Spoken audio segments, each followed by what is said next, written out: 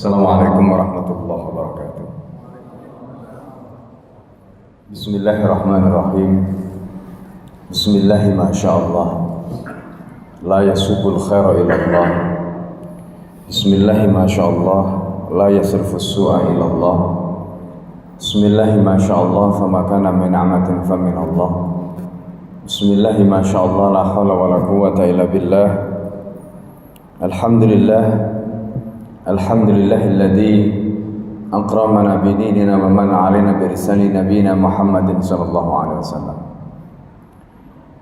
Alhamdulillahilladzi hadana li hadha ma kunna linahtadiya laula an hadana Allah. Asyhadu an la ilaha illallah wahdahu la syarika lah wa asyhadu anna Muhammadan 'abduhu wa rasuluhu la nabiyya ba'dah. Qala ta'ala fi kitabil karim a'udzu billahi minasy syaithanir rajim. Bismillahirrahmanirrahim.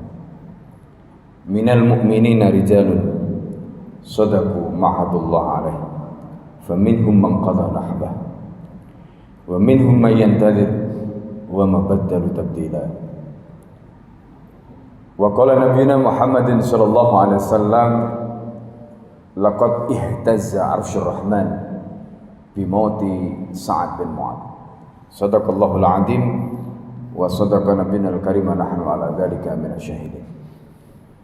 Para jamaah sekalian yang dimuliakan Allah Subhanahu wa taala. Alhamdulillah pada malam hari ini kita kembali dipertemukan oleh Allah Subhanahu wa taala di rumah Allah yang mulia dan diberkahi oleh Allah Subhanahu wa taala. Malam hari ini kita akan mengulas tentang bagaimana seorang sahabat yang luar biasa. Sahabat ini yang tadi sudah disinggung disebutkan dalam hadis Rasulullah sallallahu alaihi wasallam, dan bahkan menurut Imam Ad-Dahabi hadis ini adalah hadis mutawatir.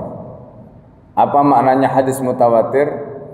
Hadis mutawatir itu hadis yang tidak perlu kita tanyakan sahih tidaknya, karena memang hadis itu diriwayatkan oleh jam'un ghafir, jumlah yang sangat banyak, dan yastakhilu tawatu'um alil kadhib.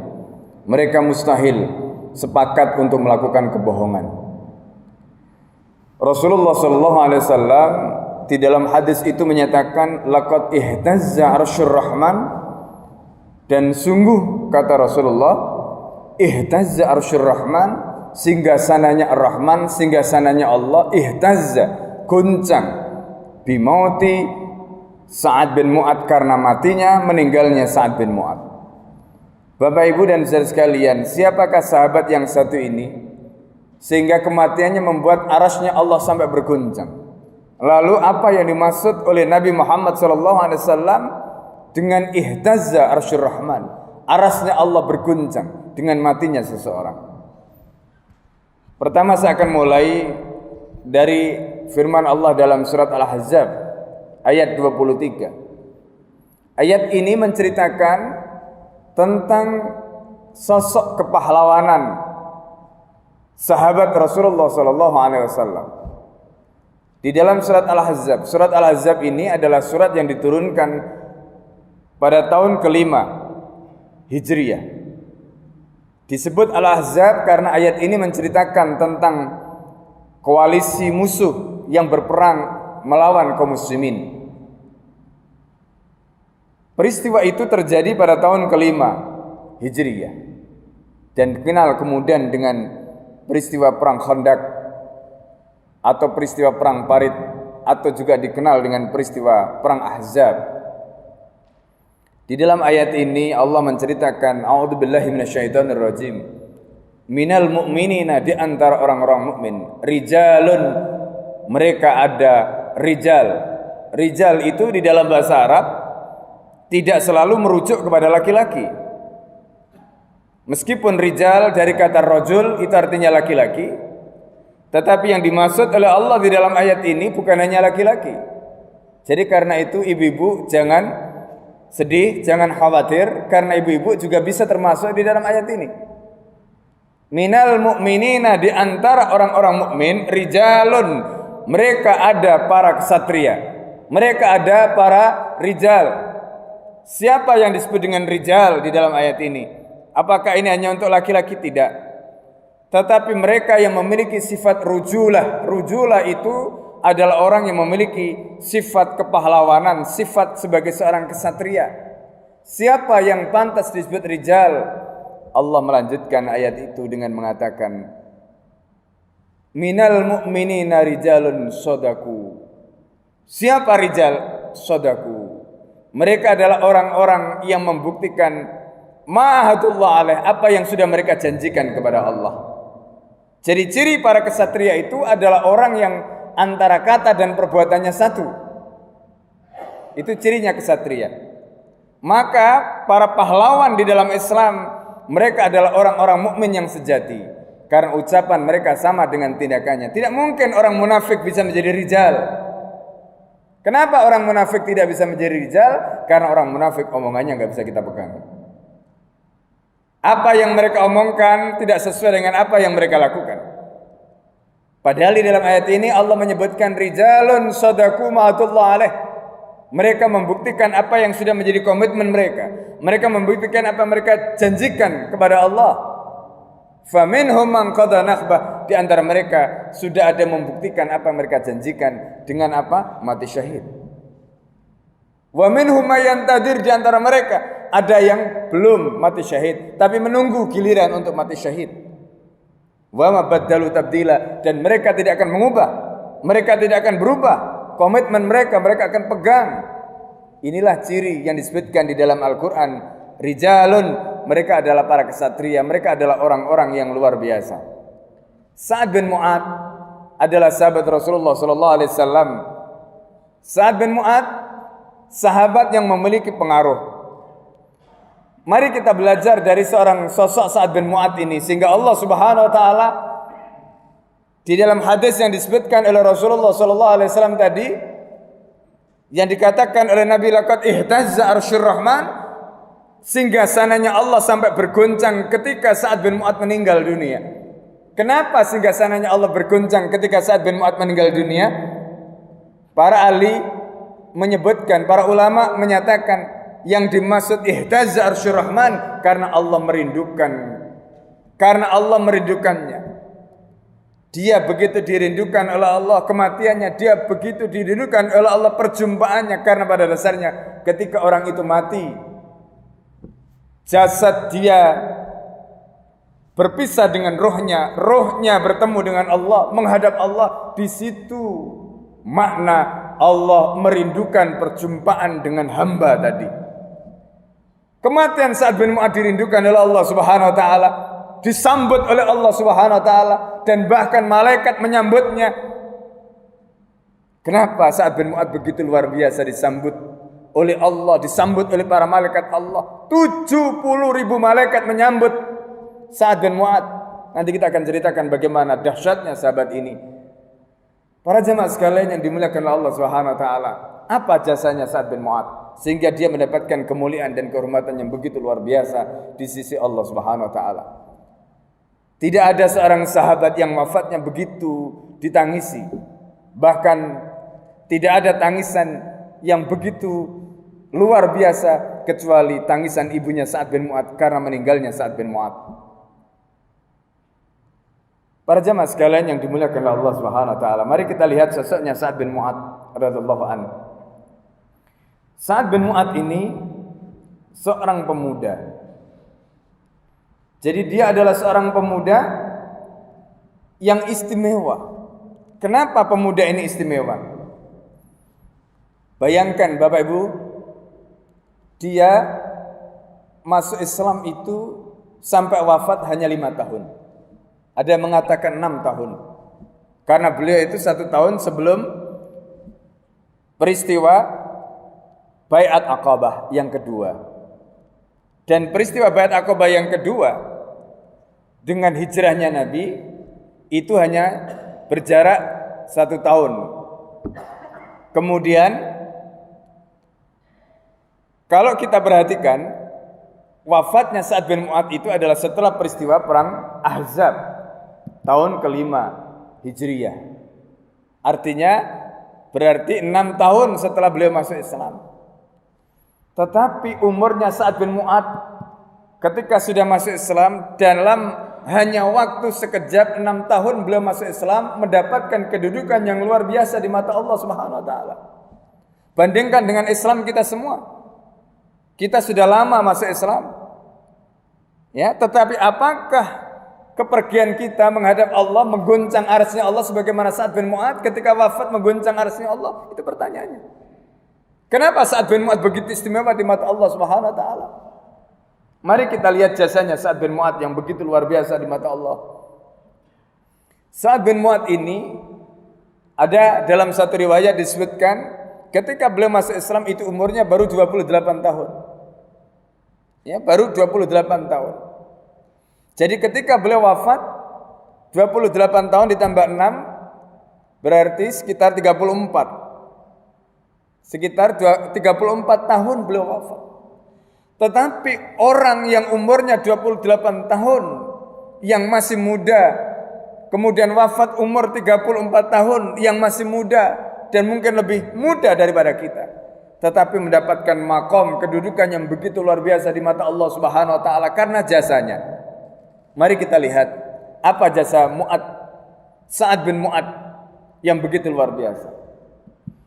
Yang pertama kita melihat ketika Sa'ad bin Mu'adz masuk Islam di tangan seorang sahabat Nabi yang dikirim Rasulullah SAW ke Madinah atau Yasrib namanya ketika itu. Sahabat itu bernama Mus'ab bin Umair.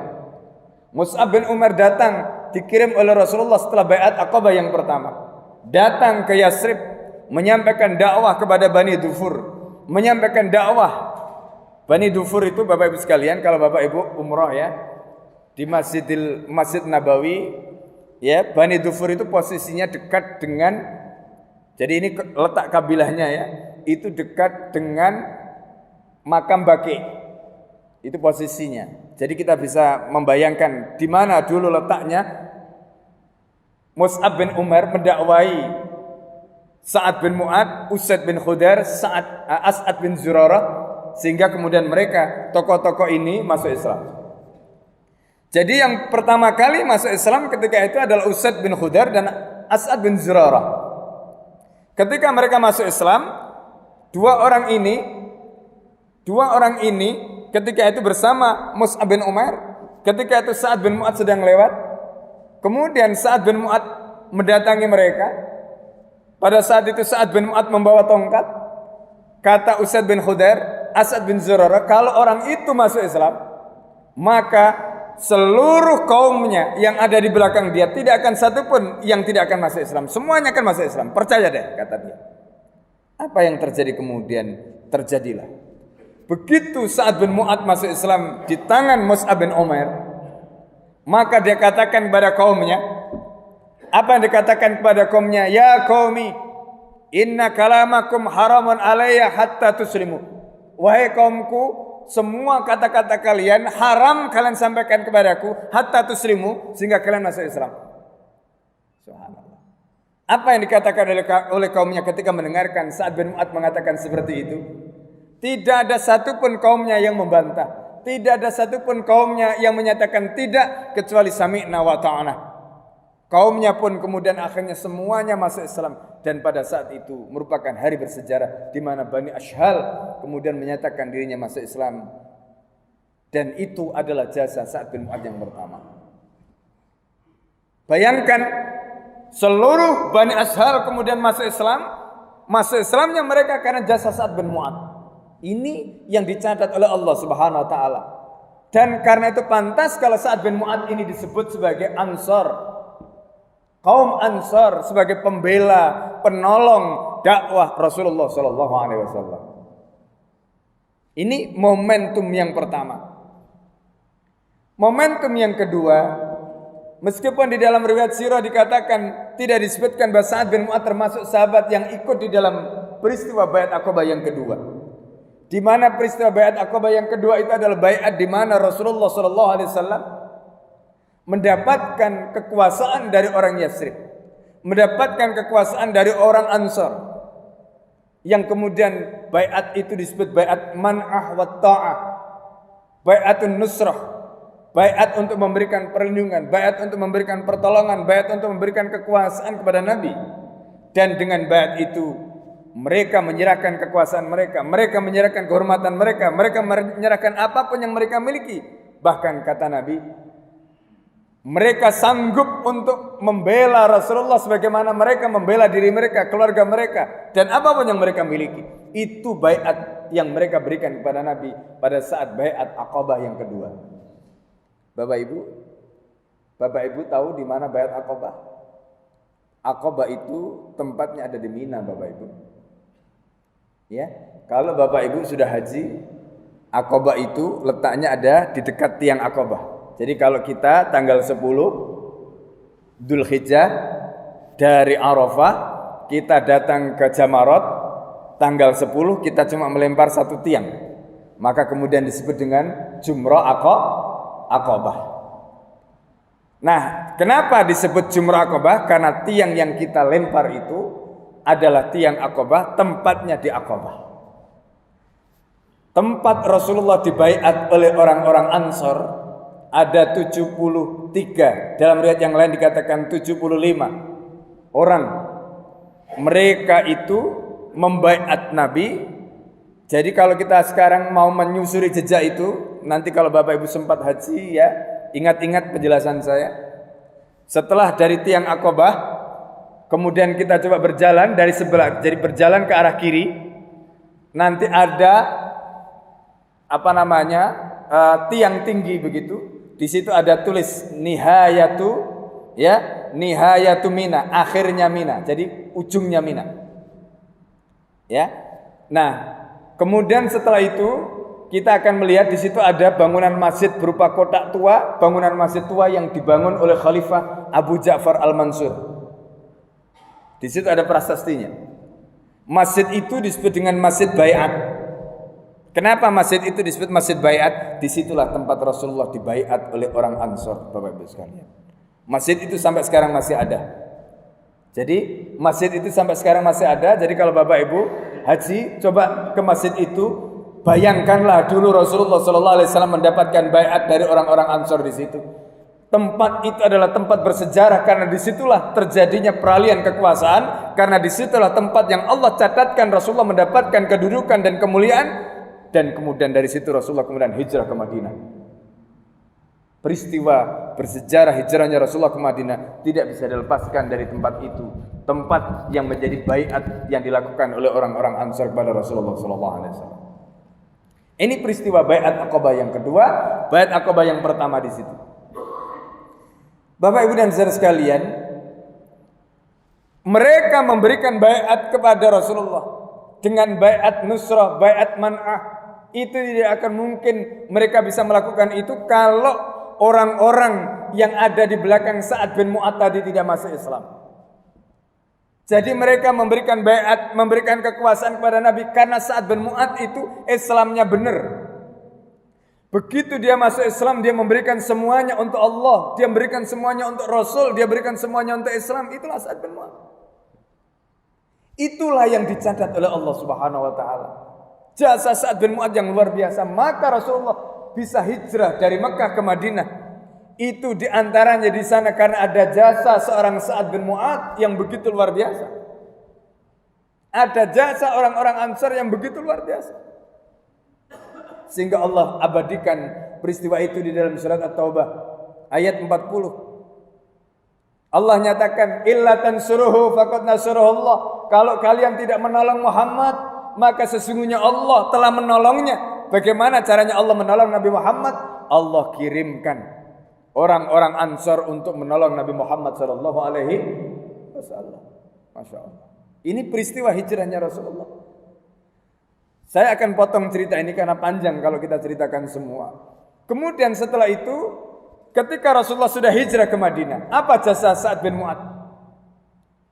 Bapak Ibu, pada tahun kedua Hijriyah, ketika Rasulullah SAW mendapatkan perintah untuk berjihad, untuk berperang, dan terjadilah kemudian apa yang disebut dengan perang Badar, yang disebut dengan Ma'rakatul Badr Al-Kubra, perang Badar yang besar. Peristiwa itu terjadi pada tahun kedua, tepatnya tanggal 17 Ramadan. Ini peristiwa perang Badar. Apa jasanya Sa'ad bin Mu'adh pada saat perang Badar, Bapak Ibu sekalian?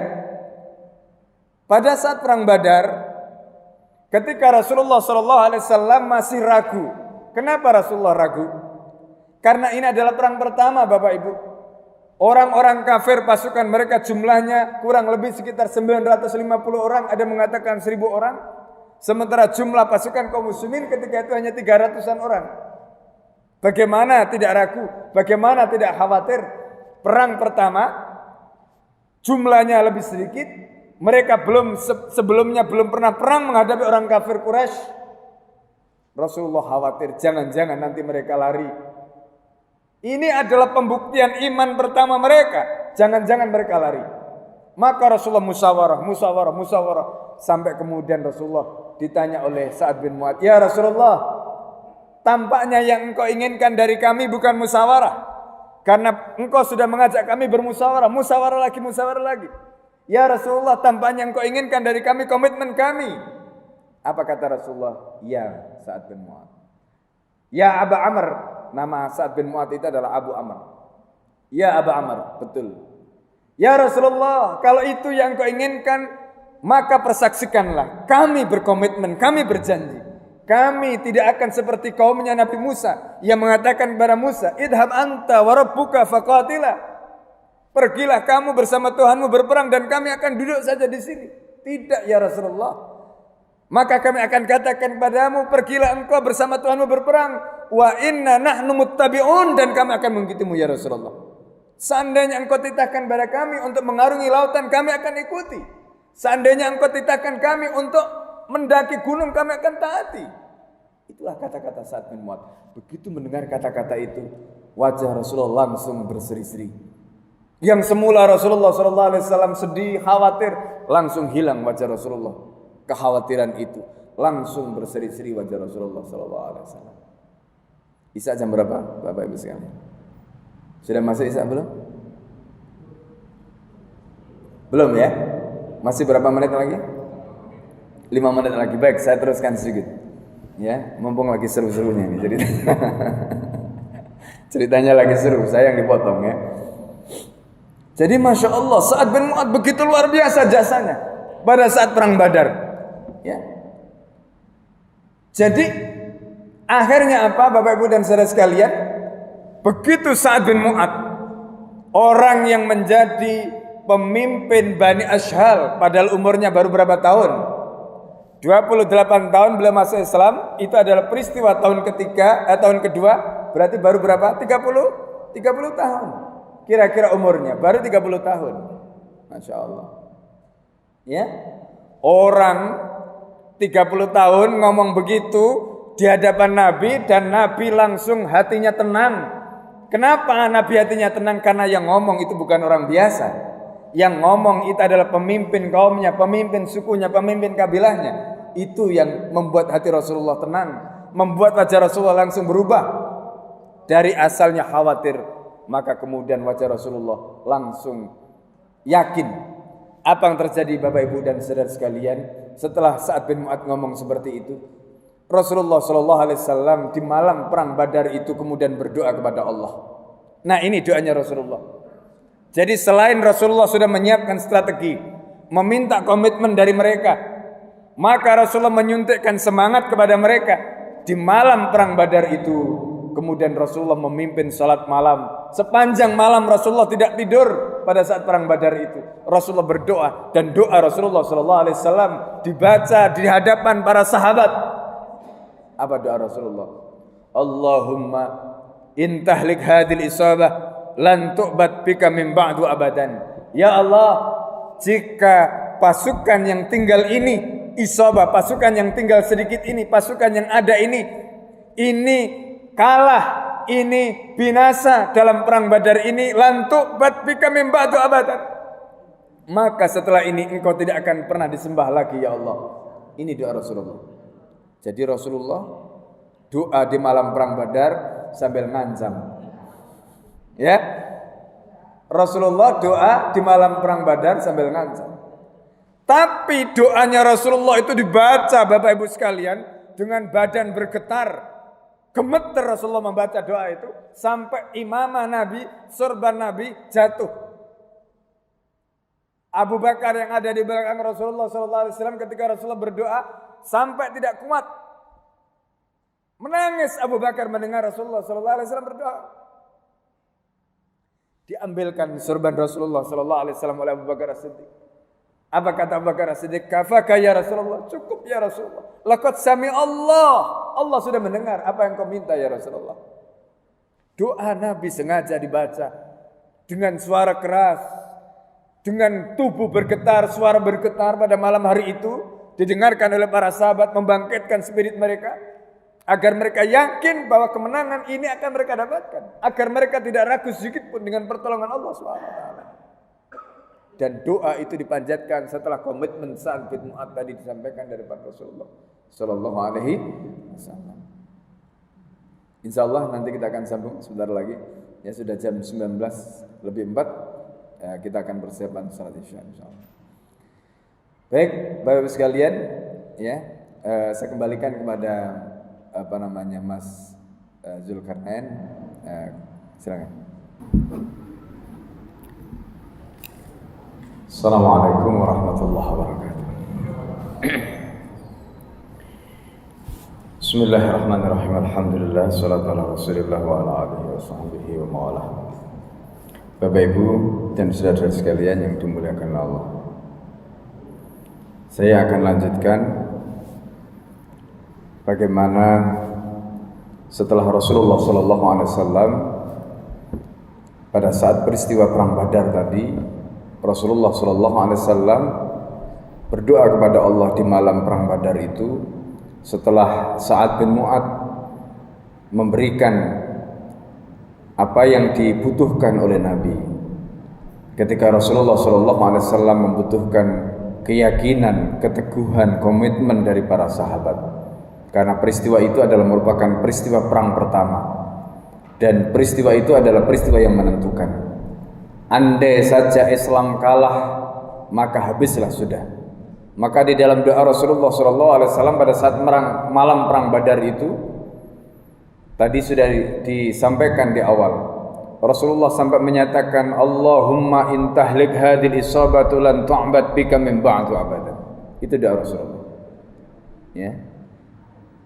Jadi kalau seandainya pasukan Islam ini kalah dalam perang Badar, maka setelah ini kata Nabi, lan tu'bad bika min ba'du abadan, engkau tidak akan pernah lagi disembah, karena orang Islam sudah habis.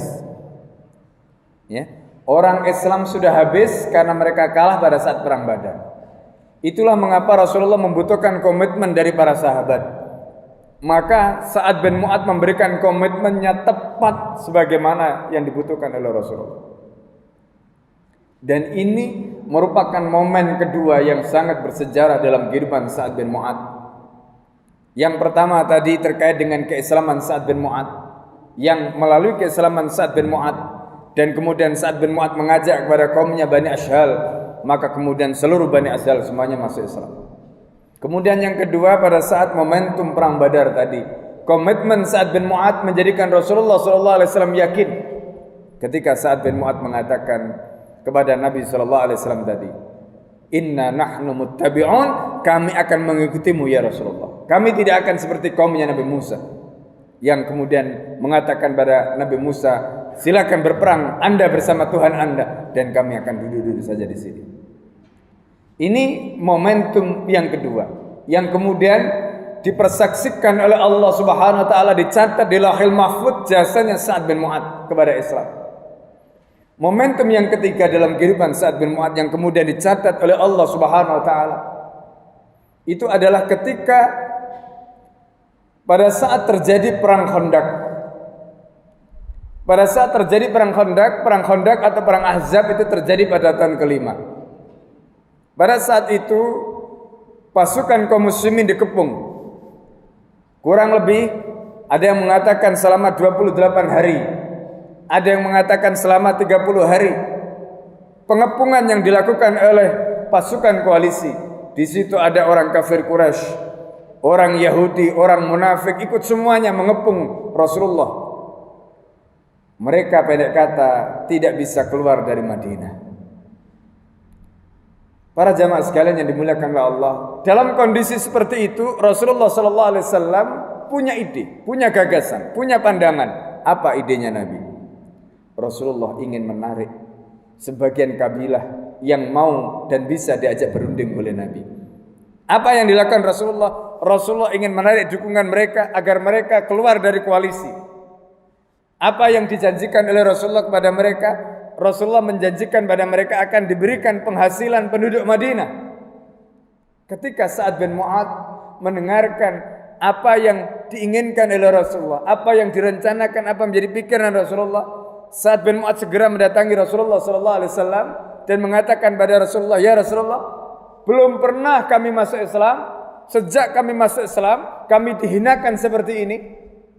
Kami belum pernah memberikan pendapatan penduduk Madinah kepada mereka, kecuali mereka datang pada kami dengan cara melakukan jual beli. Ya Rasulullah, tidak ada pilihan untuk kami, tidak ada pilihan bagi kami untuk mereka ya Rasulullah, kecuali pedang kami ya Rasulullah." Karena yang ngomong itu adalah Sa'ad bin Mu'adz. Ketika Sa'ad bin Mu'adz ngomong seperti itu, Sa'ad bin Mu'adz tidak bersedia untuk memberikan apa yang diinginkan Rasulullah dengan cara memberikan penghasilan penduduk Madinah tadi. Sa'ad bin Mu'adz mengusulkan pada Nabi, "Tidak ya Rasulullah, lebih baik kita perang dengan mereka." Maka ungkapan kata-kata Sa'ad bin Mu'adz ini menjadikan Rasulullah SAW sebagaimana dalam peristiwa perang Badar tadi yakin, karena yang ngomong sekali lagi adalah pemimpin suku, pemimpin kabilah, dan itu adalah Sa'ad bin Mu'adz, pemimpin Bani Asyhal. Akhirnya Rasulullah membatalkan rencananya. Yang semula Rasulullah ingin berunding meminta kepada mereka agar menarik diri dari koalisi dengan memberikan penghasilan kota Madinah, tidak jadi dilakukan oleh Rasulullah SAW. Muahadah ittirariyah ini pun, atau perjanjian yang dilakukan dengan terpaksa ini pun tidak jadi dilakukan Rasulullah SAW. Ini adalah momentum yang ketiga dalam kehidupan Sa'ad bin Mu'adz, yang kemudian dicatat oleh Allah Subhanahu wa taala, dicatat di dalam sejarah sebagaimana sikap seorang rijal. Yang keempat, apa yang menjadi jasa Sa'ad bin Mu'adz?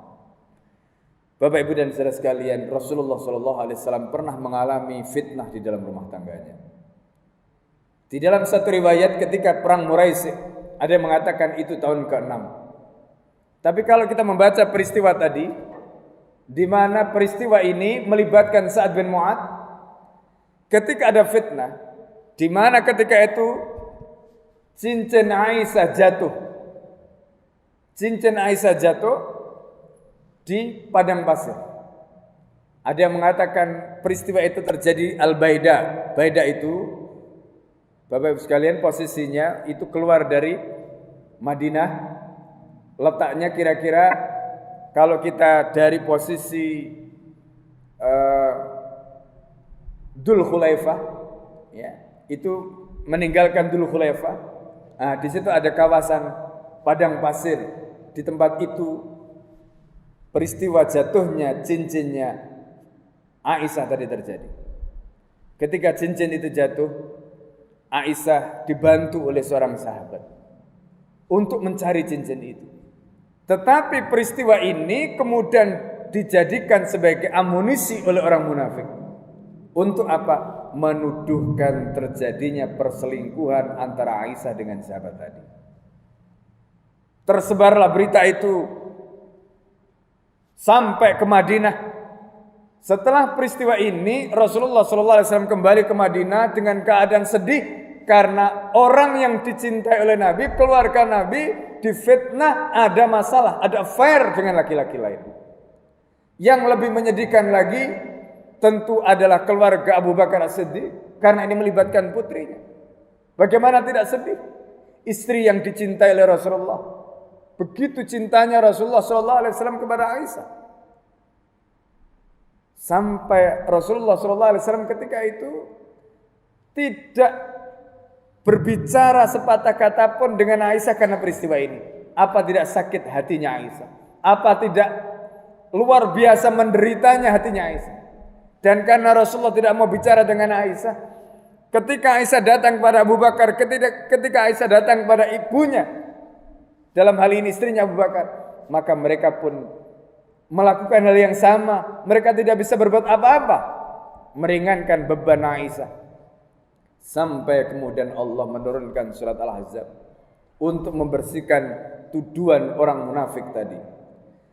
Sebelum peristiwa turunnya surat Al-Ahzab ini, maka Sa'ad bin Mu'ad berdiri di hadapan Rasulullah SAW.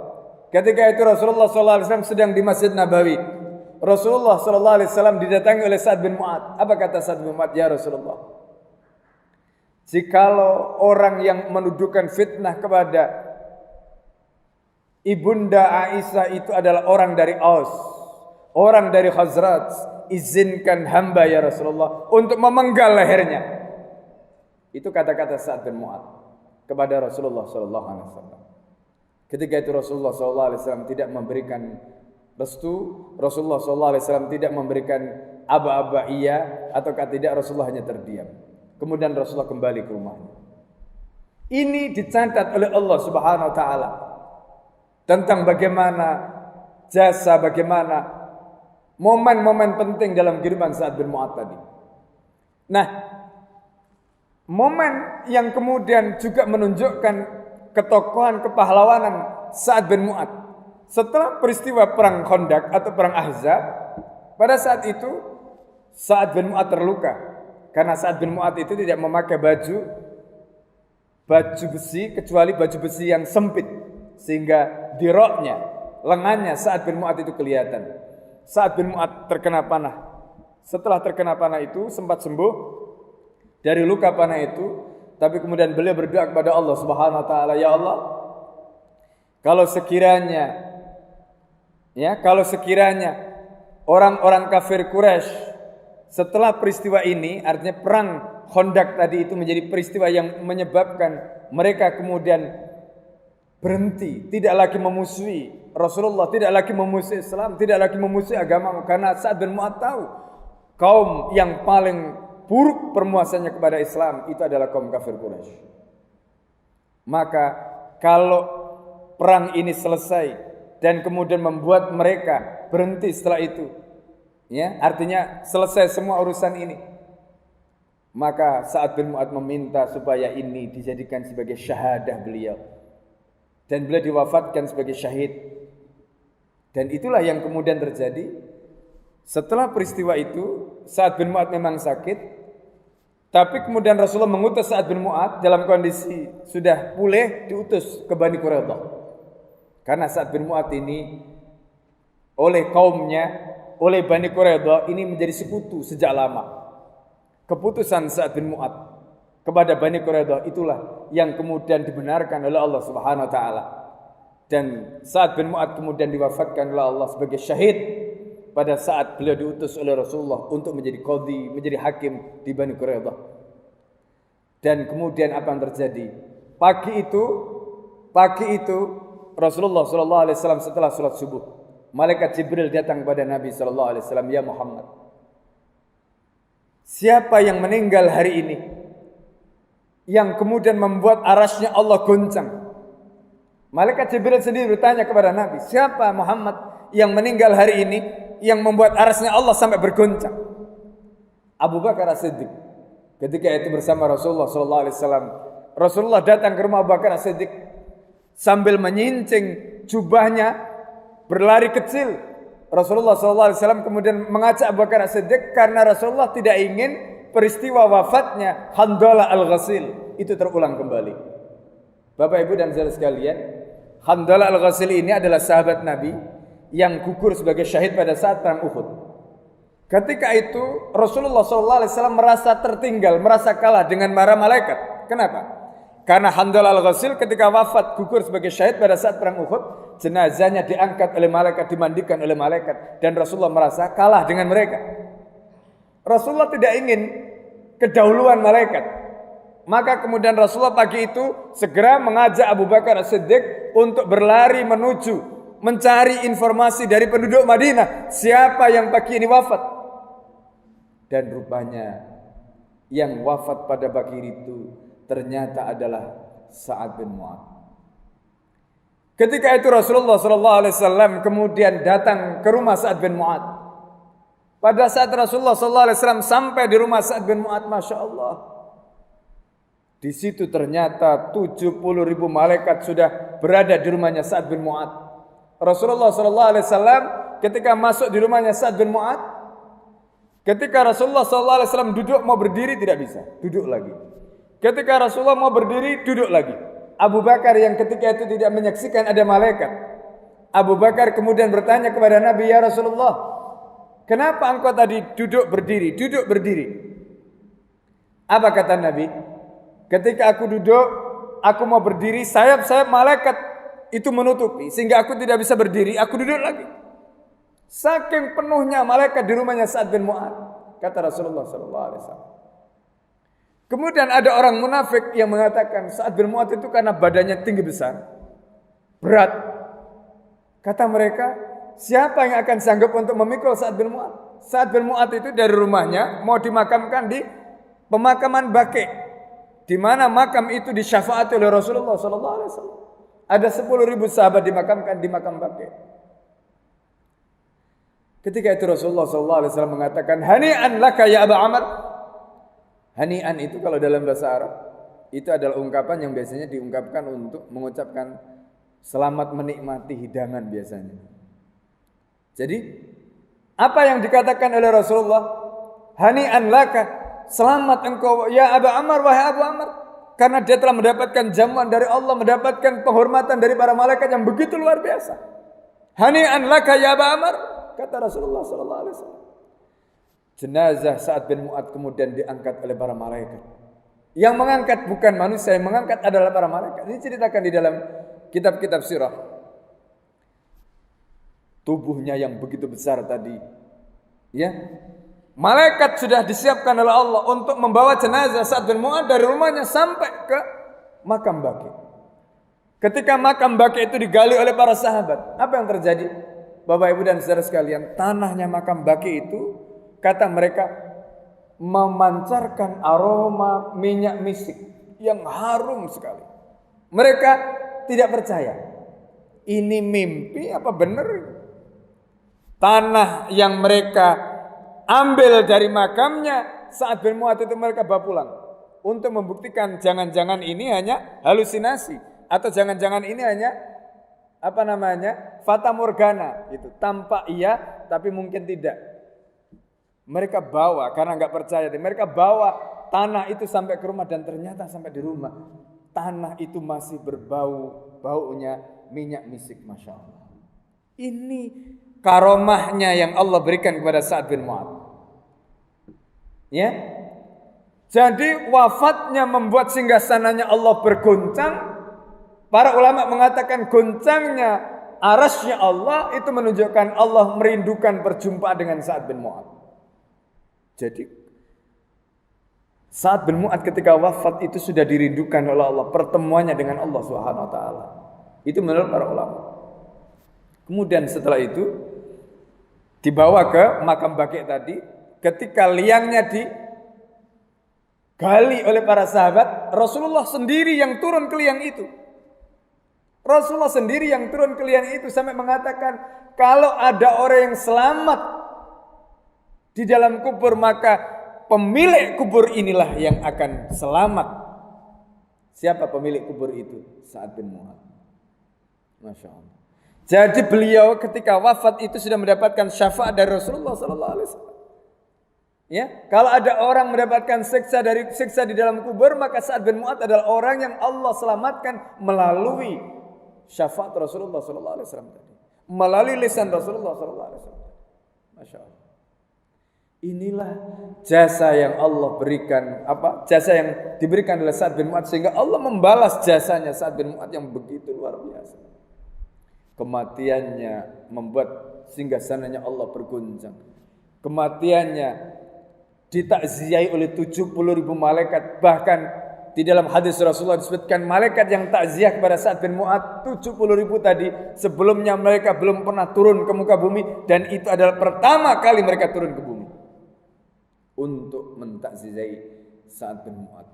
Mereka membawa jenazah Sa'ad bin Mu'adz dari rumahnya sampai ke Baqi'. Begitu sampai di Baqi' tadi, tanahnya memancarkan bau misik, menyemburkan bau misik. Kemudian liangnya juga begitu ditahan oleh Rasulullah SAW sehingga beliau diselamatkan oleh Allah Subhanahu wa taala. Subhanallah. Pelajaran apa Bapak Ibu yang bisa kita ambil dari kisah seorang Sa'ad bin Mu'adz ini? Jasanya kepada Allah, jasanya kepada Rasul, jasanya kepada Islam itu. Kalau kita ingin mendapatkan kemuliaan dari Allah sebagaimana Allah berikan kepada Sa'ad bin Mu'adz, ya, tentu kemuliaan ini memang tidak sembarangan diberikan kepada setiap orang. Ya. Maka kemuliaan itu diberikan oleh Allah karena jasanya. Karena apa yang sudah diberikan oleh Sa'ad bin Mu'adz tadi. Sa'ad bin Mu'adz ini adalah sahabat Ansar dan dia memberikan pertolongan untuk agama Allah yang begitu luar biasa. Ya. Jadi inilah Ansar yang sesungguhnya ya Bapak Ibu. Jadi kalau hari ini kita sering mendengar nama Ansar tapi ya bukan sebaliknya. Jadi inilah sahabat Ansar yang betul-betul Ansar, mereka betul-betul menjadi penolong agama Allah, memberikan semuanya. Apa yang sudah menjadi keyakinan dia buktikan. Sehingga tadi termasuk di antara yang disebutkan dalam Al-Quran, minal mu'minina rijalun sadaku ma'atullah alaih. Masya Allah. Meskipun ayat ini sebagian ahli tafsir mengatakan diperuntukkan untuk sahabat Anas bin Nadhr karena membuktikan komitmennya. Tetapi tidak salah jika ayat ini juga ditujukan kepada sahabat yang lain, termasuk di antaranya adalah Sa'ad bin Mu'adz karena komitmennya yang luar biasa. Itu Bapak Ibu sekalian pelajaran penting yang bisa kita ambil dari seorang Sa'ad bin Mu'adz. Bagaimana jasanya kepada Islam dan bagaimana Allah menempatkan makom dan kedudukan yang begitu luar biasa di sisi Allah Subhanahu wa taala. Maka kata Aisyah radhiyallahu anha, belum ada sahabat Nabi yang begitu wafatnya sangat-sangat dirasakan kehilangan oleh sahabat-sahabat yang lain kecuali Rasul dan dua sahabatnya dan Sa'ad bin Mu'adz. Saking luar biasanya, ya. Dan Aisyah sendiri merasakan itu ketika Aisyah mendapatkan fitnah. Di antara orang yang memberikan pembelaan kepada Aisyah, kepada Rasulullah SAW adalah sahabat ini, Sa'ad bin Mu'adz. Semoga peristiwa yang tadi kita ceritakan, bagaimana kepribadian, bagaimana sosoknya, bagaimana kepahlawanannya, bagaimana jasanya, itu bisa menginspirasi kita. Dan majelis pada malam hari ini semoga bisa memberikan pencerahan kepada kita, dan semoga kita termasuk Allah Subhanahu wa taala tetapkan sebagaimana ansor-ansor ya pada zaman ini, penolong-penolong agama Allah pada zaman ini. Amin amin amin ya rabbal alamin. Saya kira itu yang saya bisa sampaikan. Saya kembalikan kepada Mas Zulkarnain. Fadhil masyhur.